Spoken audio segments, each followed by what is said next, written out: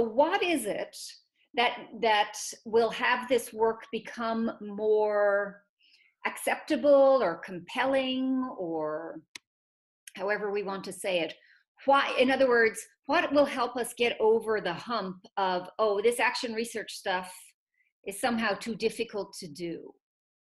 Well, it involves two things. I mean, one is the participatory turn, and the other is the relational turn.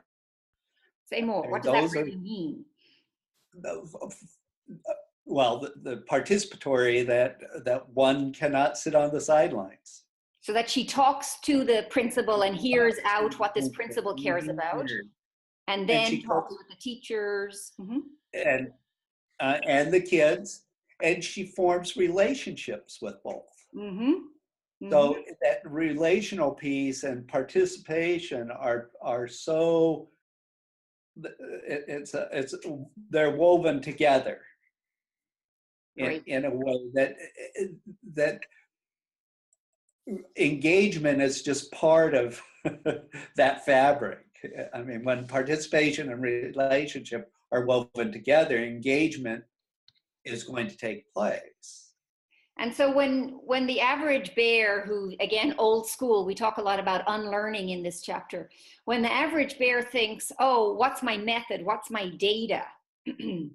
and we say, well, actually, those are fairly secondary thoughts. What's important is this participation turn. I'm going to talk with people. I'm going to build a relationship, find out what's important to them. In what way does method become important for data gathering, documentation, and proliferation? I think you can assess the situation that you're in. There are forms of assessing, looking at, well, what do we think is going on now? There are even, I have some students who are using Furlong's co-vitality right now. And they're doing some social emotional assessment before they begin their action research. Like a before. So that whole pre-post, that sort of talk, you can have that as, well, where are we now? And what measures are we going to use? That's fine. But where are we going with this conversation? Once we have this, where are we going? What is our goal? The beauty of something like Furlong's co-vitality construct, co-vitality contrasted to comorbidity, is strengths-based. It's like, what's going on right? Do these kids have belief in self? Do these kids believe in others? Do these kids have emotional regulation? Do these kids feel engaged living? I mean, those are the four key constructs in his stuff. So we're using a language of strength that we enter in terms of our assessment rather than a language of deficit. So in a way where we talk in action research about the integration of first, second, and third person, one suggestion, because there can't ever really be a recipe, one suggestion is to do a pre-study, something like Furlong's, there's other great measures out there, to get at more so-called objective measures. This is the third person piece. We then enter into relationship. We're listening to the principal, to the teachers, to the students.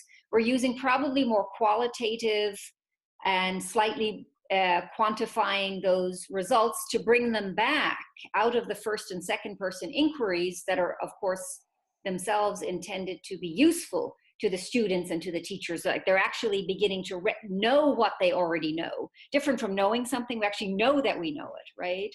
And then bring it back into a third person process so that we have the pre and the post. Does that make sense?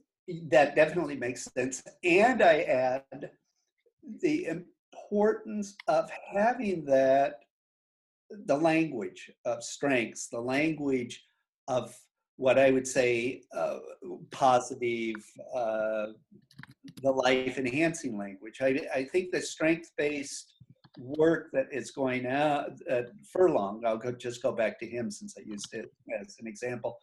He's offering a strength-based frame for us to move forward rather than stumbling into language of pathology.